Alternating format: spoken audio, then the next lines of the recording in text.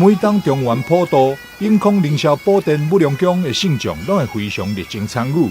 庙方嘛有准备卤面顶点心，互信众食平安。伫这次普渡活动，庙方也特别为0206围冠赈灾罹难的乡亲举办普渡法会。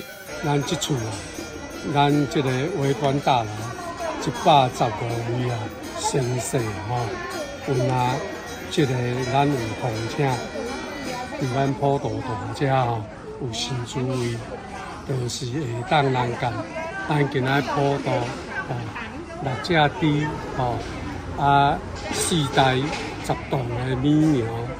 由于现在工商社会真侪人无闲到难以分身，所以委托庙方摆了将近500道的普渡贡品，而且为了这物资有更好的意义，庙方伫今年12月16号将会举办寒冬送暖活动，将这物资捐予弱势民众。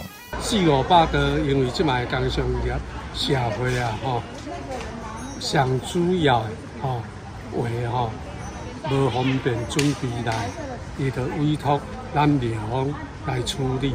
这多数500-600份拢是买回的，就是拢要送给第12号的。主委王大明表示，今年全台少雨欠水，武良宫竟连续2冬举办祈雨活动。